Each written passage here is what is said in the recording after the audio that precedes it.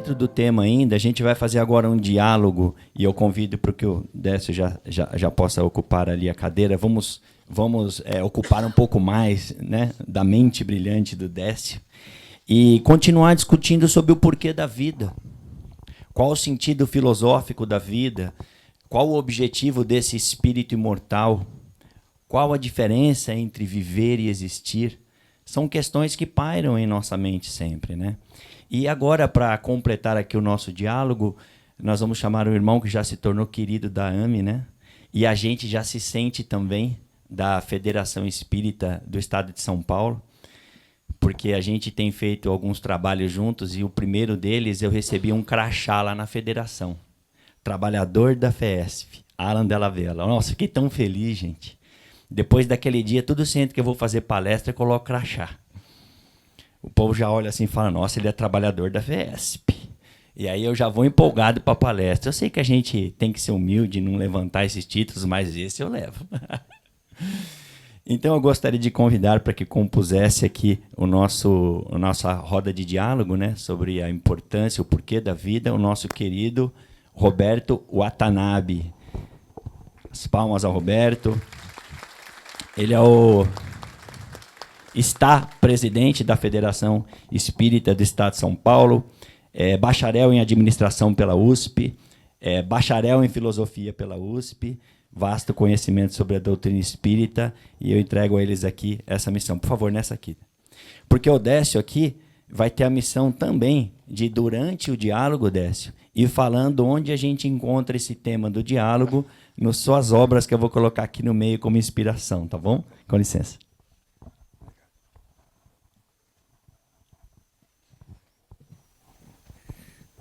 Bom dia a todos. Uma alegria estar aqui participando desse seminário. Queria agradecer o convite do Alejandro, pela AME Osasco, o Marcos, pela AME São Paulo. Temos feito aí uma parceria, né, entre FESP e AME Osasco, e agora em julho também com a AME São Paulo. E é uma alegria estar aqui com vocês. Nós vamos falar hoje sobre o porquê da vida, né, Décio? Quem começa? Eu ou você? Eu? Para a gente entender o porquê da vida, nós precisamos antes entender o que é a vida, né? A vida é um dom de Deus. Kardec, na Gênesis, capítulo 11, ele diz que a existência do espírito é um corolário, ou uma consequência da existência de Deus. Porque da mesma forma que nós não poderíamos imaginar um rei reinando sobre pedras, sem os seus súditos, da mesma forma nós não poderíamos imaginar Deus reinando sobre esse universo sem a existência de inteligências. Então ele, na sua infinita bondade e misericórdia, nos criou, a nós espíritos. E aí nós aprendemos lá no Livro dos Espíritos que nós fomos criados simples e ignorantes, somos criados imortais e destinados à perfeição. Então, o porquê da vida está aí. É nós atingirmos a perfeição, e aí nós podemos falar sobre como atingir essa perfeição. Tem várias teorias, né? Aristóteles tem uma que o Décio citou aqui.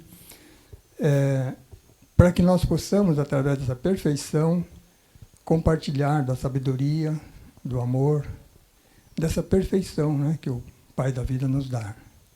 Uma perfeição que nós vamos atingir sempre relativa, porque a perfeição absoluta só a Deus pertence. Por isso que nós dizemos que nós, como espíritos, nós progredimos, e esse é um dos princípios básicos, né? Eu já falei aqui de vários princípios, né? A Deus, a imortalidade da alma, o progresso, né, que é atingir a perfeição, e nós vamos atingindo através da reencarnação, que é o que a doutrina espírita nos traz. Então, o porquê da vida está aí, né? Essa perfeição que nos faz tomar consciência de algo que já está dentro de nós desde o início, né? Que são as leis morais, as leis divinas, ou a lei natural, como diz a pergunta 621, né, do Livro dos Espíritos. Kardec pergunta, onde está a lei natural, né? A lei de Deus? E a resposta do Espírito é, na consciência. Então, no fundo, o porquê da vida é isso, né? Nós tomarmos consciência cada vez mais dessa lei que nós carregamos conosco. Esse é o propósito, né? É dessa forma que nós vamos atingir a felicidade. Acho que seria isso, né, Décio? Para começar essa conversa do porquê da vida. Você citou uma coisa interessante, que quando eu dava aula em Santos para a Faculdade de Biologia, eu dava aula de Fisiologia lá. E teve um dia que o meu conteúdo acabou e ainda tinha uma aula. E eu abri o tema para os alunos lá. Vamos falar sobre o que é a vida, porque biologia é o estudo da vida. Vocês vão se formar biólogos, o que é vida? E aí ninguém sabia dizer. Não tinha definição para a vida. E eu saí de lá achando que a turma era ruim. E aí eu fui pesquisar. Não tem. A biologia não define vida. Bom, você estuda uma coisa que você não sabe o que é. E aí eu me aprofundei nesse tipo de discussão que deu origem à reencarnação como lei biológica. Esse meu livro, é uma tese que eu defendo sobre a reencarnação como uma lei biológica e não como um conceito espiritual, que eu acho que ela é biológica, né? Reencarnação tem a ver com a parte física. A conclusão que a gente chega é que a biologia não define vida porque a vida não é material. Ela extrapola isso. A partir do momento que você usa um paradigma espiritualista em que você não é monista, que você tem que ser dualista, ou seja, o monista é aquele que acredita na matéria e só existe matéria. Tudo é consequência da matéria. E o dualista é que acredita que a matéria existe e, além da matéria, existe algo não material, que é a inteligência. Nós somos dualistas. Nós e todos os cientistas mais modernos do planeta, porque nós estudamos a matéria ao ponto de conhecê-la intimamente e nem assim ela explica todas as dúvidas que nós temos. Quando eles inauguraram o CERN, lá, o acelerador de partículas, o maior acelerador de partículas do planeta, entre a França e a Suíça, teve uma entrevista que foi dada pelo presidente, pelo diretor do CERN, e o repórter pergunta para ele, qual partícula que vocês estão procurando agora? Ele deu uma risadinha e disse assim, nós estamos querendo entender o nada que existe entre as partículas. Ou seja, a matéria acabou. Não é? Einstein tem uma frase atribuída a Einstein que o materialismo ia acabar por falta de matéria. Pois acabou. Não é? Então, acabar o materialismo significa que estava tudo errado? Não. Estava tudo certo. Nós não estamos aqui, não estamos falando no microfone, não tem internet. Tudo isso veio a partir do quê? Do nosso entendimento, conhecimento e estudo da matéria. Só que a gente achava que isso era tudo. E não é. Não é? Então, essa questão da vida, ela tem uma raiz tão profunda, né, que só os filósofos vão conseguir entender. Aquele cientista dicotomizador, materialista, ele não consegue estender isso daí, não consegue entender para que lado vai. Né? E eu acho que isso talvez seja um ponto de partida importante, que a gente perceber que a própria ciência materialista não consegue entender o que é vida, porque a vida ela vai além da matéria. E aí que a gente cai dentro de um universo que abre as portas para a reencarnação. Porque se a vida ela não depende da matéria, se ao contrário a matéria é uma manipulação, ela é manipulada pela vida, que seria a inteligência, então ela já existia antes da matéria e vai continuar existindo depois. Se você tem alguma coisa que é preservada com o fim da matéria, que é a sua consciência, então ela já existia antes e vai continuar existindo depois. Essa questão filosófica, ela abre um universo gigantesco que não é novo. Ele já existia antes, ele foi fechado pelo desenvolvimento tecnológico, naquele momento em que a gente abriu a caixa de chocolate, tinha um monte de bombom, e a gente só sossegou na hora que acabou de comer todos os bombons, e nós estamos comendo os últimos da caixa, e aí a gente vai ter que pensar em alguma outra coisa além de chocolate. É o que o materialismo está fazendo. Está acabando com a última caixa com o último bombom da caixa, e aí, qual é o próximo passo? Aonde que a gente vai jogar os nossos olhares? Para que lado que a gente vai direcionar a nossa atenção? Porque é lá que estão as respostas que a gente está buscando desde que a gente começou a pensar. Né? Da onde a gente veio, por que a gente está aqui, da onde a gente veio, para onde a gente vai. Não é? Exatamente. Então, a diferença entre a vida biológica e o além da vida biológica, né? O José Herculano Pires, né, que fala sobre isso, filósofo espírita, né, como todos devem saber. Herculano Pires ele diz o seguinte, que o animal ele vive, o homem existe. Qual é a diferença, né? O animal ele vive a sua vida instintiva, quer dizer, a sua vida biológica, né? A sua vida natural, na natureza, de sobreviver, de se reproduzir, né? Então isso é o animal vivendo. O homem existe, porque ele também tem a vida biológica como animal, mas ele tem algo mais, né? O homem ele tem a consciência. Ele transforma o mundo, ele transforma a si próprio, o que o animal não faz. O animal faz tudo pelo instinto. O homem tem a consciência desse universo, tem a consciência dos valores, das leis morais, ele tem a ciência, ele tem a arte, ele tem a filosofia, tem todos uma série de conhecimentos que ele desenvolve e com isso ele se realiza na própria vida, né?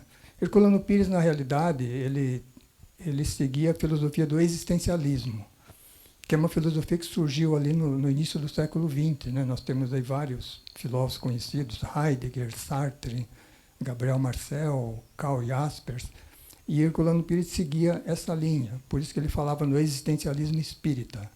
E ele fala muito sobre isso, né? Sobre essa questão do existir, quer dizer, nós existimos, nós temos consciência da nossa própria existência e nós nos realizamos, nós nos transformamos em direção àquilo que nós acabamos de falar, né? Quer dizer, em direção a essa perfeição a que Deus nos destina. Perfeição relativa, e daí que nós dizemos, né, espíritas, que o progresso do espírito é infinito. Jamais nós chegaremos ao ponto final, né? Se nós chegarmos num ponto que nada mais teríamos para crescer ou para evoluir, nós seríamos como Deus. Isso é impossível, né? Então, essa diferença fundamental que o Herculano fala, né, entre o viver e o existir, acho que traça essa linha, né, entre a vida biológica, né, a vida orgânica e a vida do espírito, a vida espiritual, né? O espírito ele se faz na vida. O existencialismo diz assim que nós sentimos dentro de nós mesmos um chamado, né? Esse chamado nos impele a avançar, né? Então, isso é o que nos diferencia do animal, quer dizer, isso é o que nos faz procurar conhecer, procurar entender o que é o amor, né? Procurar entender o que é a vida no seu sentido mais amplo. É dessa forma que Herculano nos traz essa distinção, né, entre o viver e o existir. Vou pegar a ponta da evolução, então. Nós somos evolucionistas por natureza, né? Nós espíritas. Né? E a evolução, como a biologia vê, ela vê a evolução dentro do planeta, né? Então, existe um modelo biológico aqui no planeta Terra que é seguido por todos, né? Então, se você pegar um protozoário, ele segue as mesmas leis biológicas que o ser humano, colocando o começo e o fim da escala filogenética, né? O modelo é o mesmo. Existem ramificações, caminhos diferentes, mas os modelos são iguais. Tanto que a gente estuda a fisiologia humana, ela é baseada muito no conhecimento da fisiologia de outros seres vivos do planeta que a gente pôde estudar, né? Essa questão da evolução dentro do planeta é um fragmento da questão da evolução da inteligência. Então, você tem lá, dentro da visão espiritualista, a gente vai ter, primeiro, a origem, né? E isso está na questão 27, se não me engano, do Livro dos Espíritos, que é a Trindade universal, não é a Santíssima Trindade, né? Deus como causa primária, origem de todas as coisas, ele vai dar origem a duas naturezas de coisa. A matéria, que é o fluido cósmico universal, e o princípio inteligente.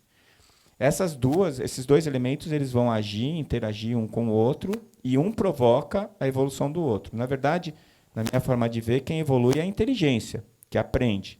A matéria, ela vai ganhando complexidade por ação da inteligência sobre ela. E isso vai começar a produzir uma série de escalonamentos, de camadas do processo evolutivo, até que essa inteligência ela ganha um início, ela começa com o início do processo de individualização. Eu estava falando para o pessoal agora ali que essa é a teoria não comprovada, né, que eu achava que era minha e não é, sobre a questão da individualização do princípio inteligente. Então, vejam com bastante reserva isso que eu vou falar agora. O processo de individualização ele começa com a formação das mônadas, né, que o Emmanuel cita as mônadas. Essas mônadas seriam um agrupamento, né, ou uma porção de princípio inteligente que começa a se diferenciar.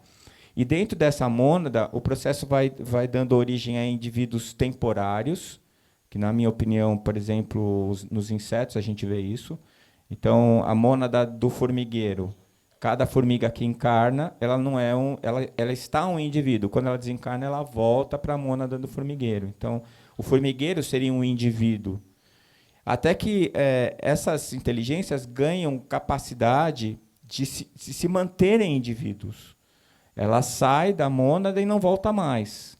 Ou ela volta, mas não mais se misturando. É o exemplo que eu uso da piscina de água e da piscina de bolinhas. Se você tem uma piscina de água, você tira um copo de água da piscina, tem aquela porção de água que é da piscina. Só que se eu jogar a água de volta na piscina, cadê a individualidade? Desapareceu.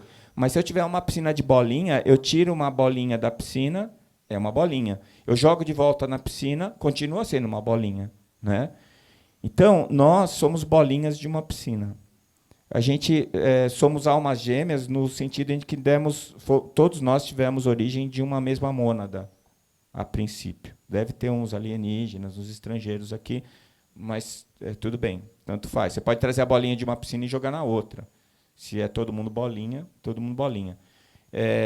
Mas o que vai acontecer? Quando a gente se transforma em uma bolinha, a gente continua evoluindo como individualidade.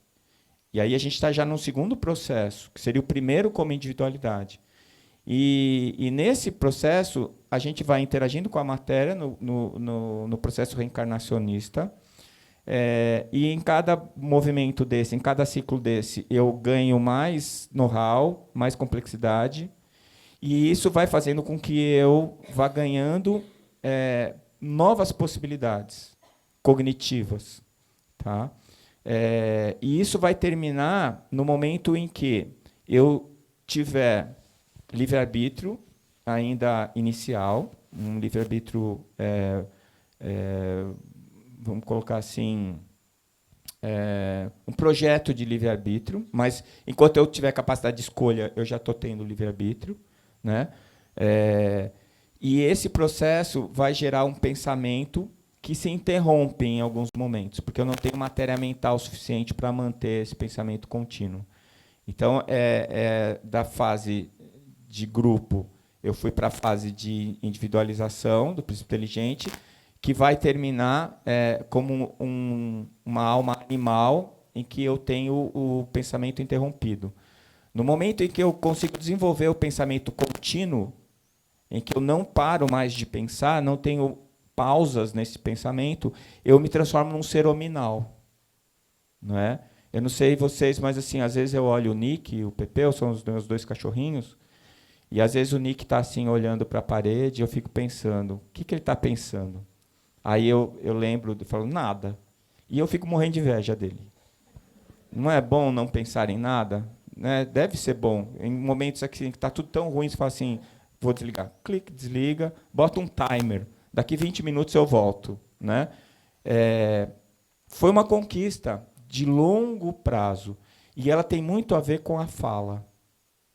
Falar foi o desenvolvimento do pensamento contínuo. A expressão do pensamento contínuo é a fala, é a comunicação. Por isso que só nós, no planeta, falamos. Quem está chegando perto são os chimpanzés. Eles estão chegando bem perto disso. Né? Teve um psicólogo americano que ensinou os sinais dos surdos, mudos, para 2 chimpanzés e começou a dialogar com os chimpanzés. E eles têm noção de passado, presente, futuro, eles ficam angustiados, eles têm saudade, eles só estão com dificuldade de se expressar. Então, eu acho que eles estão a um passo da evolução para seres hominais. Né? E aí, a hora que a gente tem o pensamento contínuo, aonde é que a gente vai? A gente vai começar a desenvolver o nosso próximo desafio. Então, o primeiro desafio era ser um indivíduo. O segundo desafio era o pensamento contínuo. O terceiro desafio, o amor incondicional. A hora que a gente aprender a amar incondicionalmente, nós vamos deixar de ser seres hominais para sermos seres crísticos. Não é? E aí nós não vamos mais precisar da matéria para continuar evoluindo. E é uma coisa que você falou, né, que é muito importante. Nós não vamos ser perfeitos, nós vamos ser perfectíveis. Essa palavra eu procurei no dicionário, tem dicionário que não tem essa palavra, por isso que eu gostei dela. Quer dizer, a gente vai ser perfeito? Não, perfeito é Deus. Então a gente vai ser o quê? Perfectível. A gente vai continuar evoluindo sempre em paralelo com a sabedoria divina. É o momento em que nós estivermos frente a frente com o Criador. O que é estar frente a frente com o Criador? Não é estar diante do velhinho de barba, que esse é o Deus antropomórfico que a gente deveria ter deixado para trás. É eu estar diante do conhecimento de todas as leis naturais, das leis universais, que são as leis divinas. E a hora que eu tiver esse holoconhecimento, eu vou ser um ser crístico. Não é? E aí você faz o quê? Você vai para a nuvem mais próxima, pega uma limonada, senta, cruza a perna. Não, é a hora que você vai começar a trabalhar.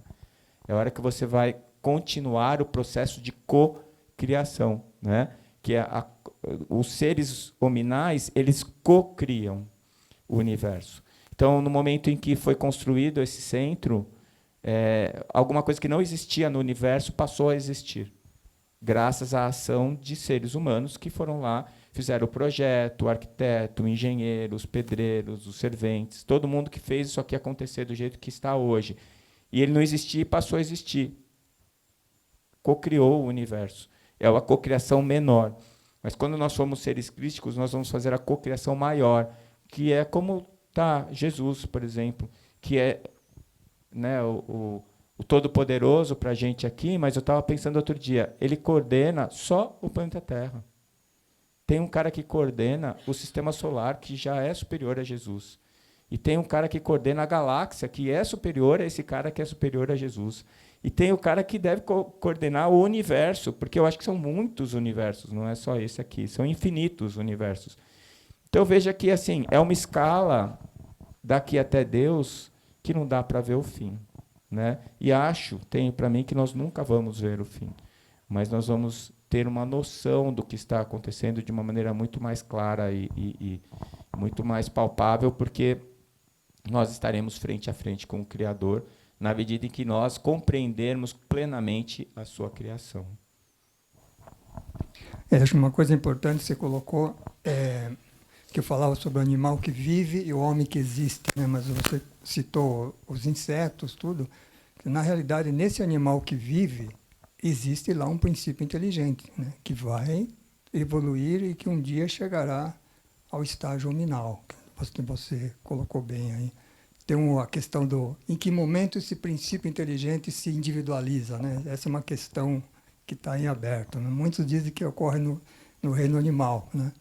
Então, também tem, né, dessa, a gente vê nas obras de André Luiz, e Emmanuel também cita, seres sub-humanos. Não são animais mais, mas ainda não são humanos. Né? Quer dizer, então, tem uma coisa bem complexa aí. Mas a questão da evolução, nós já no estágio hominal, eu estava lembrando assim que você falou, né, de atingir até o estado de espírito puro, na realidade, né? E me veio à mente a escala espírita, né? Qual é o processo de crescimento nosso, né? Então, tem a fase dos espíritos imperfeitos, né, que está lá no livro dos espíritos, mas tem a fase dos espíritos bons. Então, primeiro nós temos ali na escala inferior dos espíritos bons, os espíritos bons mesmo, né, aqueles que desenvolvem o amor. Depois nós temos os espíritos sábios, que é aqueles que desenvolvem o conhecimento, a ciência. Depois nós temos os espíritos prudentes. O espírito prudente é um espírito bem interessante, que é aquele que tem a sabedoria. Não é a sabedoria do conhecimento, né, da ciência, mas é aquela sabedoria que mesmo pessoas simples, né, sem informação nenhuma tem, que é ter aquele julgamento claro das coisas, né, saber como agir em determinadas circunstâncias muito complexas. Então, esse seria o espírito prudente. E tem o espírito superior que reúne essas três qualidades, né? Do bom, do aquele que tem o conhecimento e o do que tem a sabedoria. Então, aí tem o espírito superior. Para chegar no próximo estágio, que é o espírito puro, e aí, como você fala, né, que vai ser co-criador. Vai na verdade, Kardec diz lá mesmo, né, na escala espírita, que eles são ministros de Deus, né? Vão executar aquilo que Deus estabelece como necessário para o universo. Então, acho que essa é toda a nossa trajetória, né? Mas o interessante é que isso nós realizamos por nós mesmos, né? Quer dizer, eu acho muito interessante isso que tem na filosofia do existencialismo, que é a ideia do chamado, né? Quer dizer, não é algo que vem de dentro de nós mesmos. Por que nós queremos crescer? Por que nós queremos progredir? Por que nós queremos conhecer, né? É algo como se fosse que vem do fundo do nosso ser, né? Então, isso é o que nos faz avançar, quer dizer, isso que nos faz ser seres existentes. Mas Herculano Pires, ele fala uma outra coisa, quer dizer, nós não somos apenas seres existentes, mas nós somos também seres interexistentes. Quer dizer, nós temos uma vida no plano corporal, material, mas nós temos uma vida também no plano espiritual, né? E essa interexistência que o Herculano fala, ele dá como exemplo o médium, né? Quer dizer, o médium, ele está ali vivendo a sua vida do cotidiano, do dia a dia, mas ali no seu exercício mediúnico, ele está ali naquele estado, como a gente diz, o Kardec fala de emancipação da alma, né? E então ele vai servir ali de intermediário entre os espíritos e nós encarnados. E o que Herculano coloca também é que não precisamos ser médios para viver essa interexistência.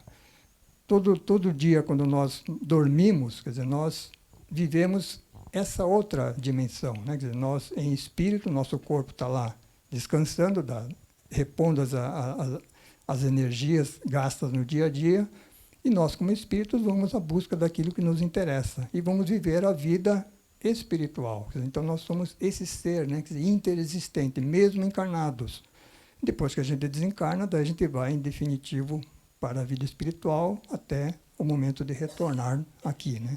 Então, acho que essa dimensão da interexistência que o Herculano Pires nos traz, ela é muito importante, porque, como o Leon Denis fala lá no livro, aliás, O Porquê da Vida, né, o título do livro, ele diz que o Espiritismo nos traz todas essas realidades, né, de Deus, da imortalidade da alma, né, do progresso, da reencarnação, da comunicação entre o plano corporal e espiritual, mas o homem, de maneira geral, ele se centra apenas na vida corporal. E essa é a questão que causa essa situação que nós estamos vivendo atual no mundo, né? Então, para que nós possamos mudar essa situação, chegar no tão esperado mundo de regeneração, né, é preciso ter essa consciência que nós somos esses seres interexistentes, como o Herculano nos traz, né? Você falou uma coisa agora que me lembrou. A gente vê o mundo físico como se fosse a parte mais importante, né? E, na verdade, é o contrário. Nós estamos vivendo a pior fase do nosso ciclo, que é encarnado.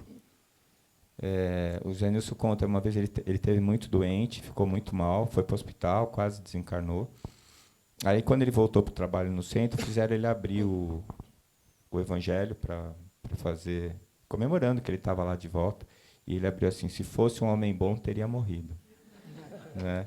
E a gente fica pensando nisso. A gente morre de medo de morrer, mas a gente, na verdade, a gente tem mesmo medo de encarnar. No nosso lar a gente vê isso. Quando vai, olha, fulano vai reencarnar, putz, tadinho, meu Deus, será que ele vai aguentar? Vamos lá rezar por ele, né?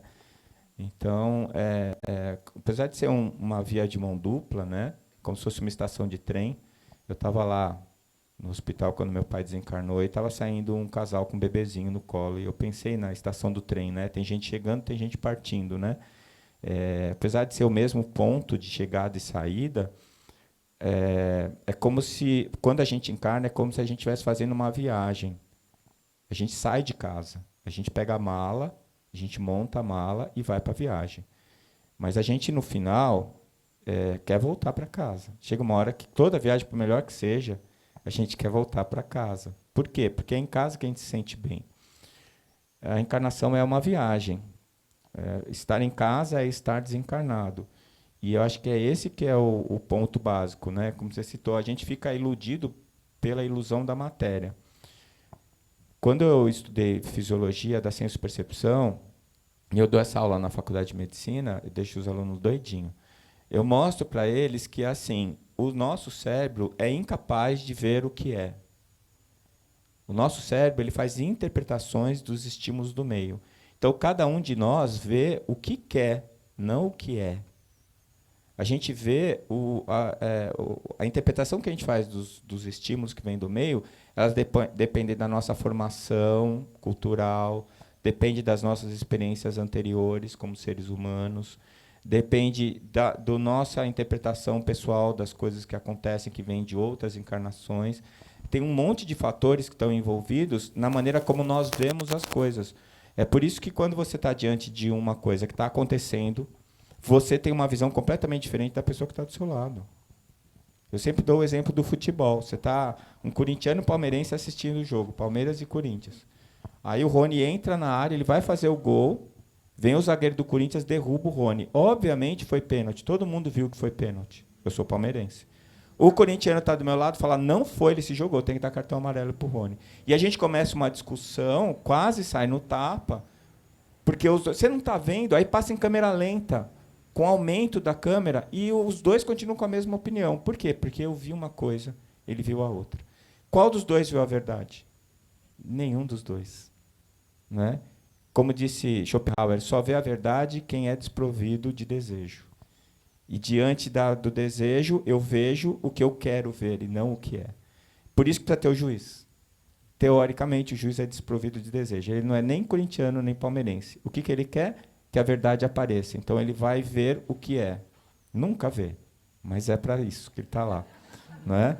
Então, a verdade é que, diante deste mundo material, que é um mundo de ilusão, é uma matrix, nenhum de nós está vendo a realidade. A gente pode ver janelas de realidade. O resto são todas projeções do nosso desejo. Uma das ideias que eu fiz desse pensamento do Schopenhauer, que eu gosto muito dele, o mundo como vontade e representação, é que, assim, como se cada cadeira dessa daí, que vocês estão sentados, trouxesse um ponto sobre a vida. E tem uma verdade. Cada cadeira dessas é uma verdade. Só que eu não sou capaz de ver todas as verdades. Então, eu projeto em cada cadeira o que eu acho ou o que eu quero que seja verdade. Até que o meu conhecimento chegue ao ponto de entender realmente, de ver a verdade. É esse ponto em que não tem mais espaço para o meu desejo. A verdade é tão absoluta que o meu desejo não encontra espaço para projetar uma realidade. E aí eu passo a ver o que é. Né? Com a evolução e o processo de aprendizado, a gente vai vendo cada vez mais cadeiras de verdade e menos cadeiras projetadas. Então, como se cada um de vocês fosse uma verdade que eu projetei. Né? E cada cadeira vazia é onde não tem mais espaço para o meu desejo. Eu já entendo como é que as coisas funcionam. Quando eu falo sobre isso, eu lembro muito de uma conversa que eu tive com o Diego, meu mais velho. Ele era pequenininho, todo dia, quando começava a anoitecer, ele chorava. Eu não quero que seja a noite, eu não gosto da noite, a noite é ruim, eu não gosto de dormir, eu gosto do sol, eu não gosto... E um dia eu cheguei para ele e falei assim, filho, você vai chorar todos os dias da sua vida, até você morrer, porque todos os dias vão terminar. Como todos os dias vão recomeçar. Então, não adianta você brigar contra essa verdade, porque vai anoitecer todos os dias. Se você não gosta, aprende a gostar. Ou então, deixa de lutar contra uma coisa que você não tem como mudar. E depois desse dia, ele nunca mais chorou. Não é? E eu fiquei pensando nisso. A vida é cheia dessas coisas. As verdades, às vezes, elas esbofeteiam a nossa cara. E a gente se recusa a aceitá-las. Elas estão lá, aceita. Porque a maior parte do que a gente chama de realidade é pura ilusão, é projeção dos nossos desejos. O que a evolução vai trazer? A verdade. A verdade. E cada vez que a gente depara com uma verdade, não tem mais volta, né? Ela está ali, eu aprendi sobre ela, ela não vai mudar. Quando a gente desencarna, eu não tenho mais esse instrumento entre eu e a verdade, que é o instrumento físico, que é um gerador de ilusões, né? O meu corpo físico ele capta só os estímulos e eu transformo o estímulo no que eu quero. Quando eu desencarno, não tem mais o estímulo físico. Eu não tenho mais o aparelho que capta o estímulo para eu interpretar. É eu e a realidade. Então, a partir daí, eu tenho que aceitá-la. Né? E esse é o grande problema. É por isso que eu acho que a gente vai reencarnando, que a gente não consegue, que nem o Diego, chorar toda noite, toda noite. A gente chora toda noite porque a gente não quer que as coisas sejam do jeito que elas são, mas elas são. E a gente não vai conseguir mudar. Eu acho que um dos grandes motivos da reencarnação é esse processo de aprendizado sobre o que é, não sobre o que eu quero que seja. E no momento em que eu vejo e aceito, eu vou me apaixonar pela genialidade do Criador, pela complexidade da criação. E, a partir daí, eu encontro a paz e a serenidade. Eu tenho muita certeza, sabe, que quando a gente desencarnar, vai ter lá um Museu da Terra. Museu da Terra. Aí você vai lá, entra no museu, tem lá a parte de botânica. Aí você entra na parte de botânica. Tem lá a palmeira, o autor da palmeira, quem foi o arquiteto que desenhou, como ele desenhou. Aí o cara da biologia que fez com que aquele desenho saísse do papel e se transformasse em uma coisa, uma palmeira. E por aí vai. Quer dizer, todo o projeto biológico do planeta foi cuidadosamente desenhado, pensado, projetado, sob o comando do cara lá, o tal do Jesus, que estava ali projetando aquele processo. E, a partir deste modelo pronto, foi trazido, né, a primeira mônada, como diz Emmanuel, que deitou sobre o mar tépido, né, do início da evolução do planeta. Quer dizer, a partir do momento que fisicamente estava tudo pronto, ele trouxe uma mônada que começou a se organizar em seres unicelulares para começar o processo evolutivo. Tudo isso para criar esse teatro que é a vida encarnada, que é tão fundamental para a gente viver, né? As nossas ilusões, projetar os nossos desejos e aprender as duras verdades da vida. Então, eu não sei se isso faz muito sentido para vocês, mas fez muito sentido para mim quando eu pensei nisso. Quer dizer, mudou a maneira como eu vejo a minha existência e a minha experiência física. O que não faz com que eu não deixe de chorar quando alguém que eu amo vai embora. Quando alguém que eu amo vai para um lugar melhor do que o que eu estou. Quando acontece alguma coisa que eu não queria que tivesse acontecido. Quando eu vejo o planeta sofrer com tanta dor, com tanta violência. Eu achei que não ia mais ter guerra, e está aí, né, a Ucrânia, está aí a faixa de Gaza, está aí... Quer dizer, a gente não aprendeu nada, né? Então, eu não sei, nos meus dias mais pessimistas, eu acho que o nosso caminho melhor é o da extinção. Mas eu lembro que eu sou espírita e eu paro de pensar nisso. Mas, às vezes, quando eu olho o jornal, eu penso que o melhor caminho é a extinção mesmo, né? Porque parece que a gente não sabe dar valor a esse presentaço que a gente ganhou do Mestre Jesus, né? Que é esse planetinha azul. Exatamente. Acho que eu queria concluir, nós estamos quase no final. Você citou tanto Aristóteles hoje, o caminho do meio. Deixa eu falar um pouco de Aristóteles para vocês. Então, Aristóteles falava sobre a finalidade da existência. Qual é a finalidade do homem, afinal? E ele diz, a finalidade do homem é a eudaimonia, que significa a felicidade. E como é que a gente atinge essa felicidade? Que a gente vai atingir quando atingir a perfeição de que nós falamos, né? Ele diz que a gente atinge a felicidade através do exercício da virtude. E o que é a virtude? Ele se perguntando, né? E aí é o que o Décio mencionou, né, aqui na palestra dele. A virtude é o caminho do meio. Parece Buda falando, né?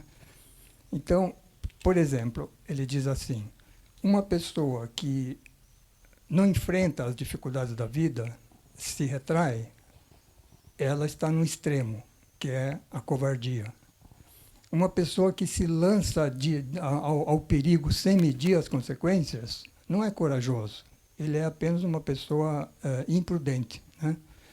Corajoso é aquele que está no caminho do meio, quer dizer, aquele que age, não fica passivo, mas ele mede, né? Ou ele analisa, ele vê a sua ação e daí ele vai e faz, né? Então esse é o caminho do meio.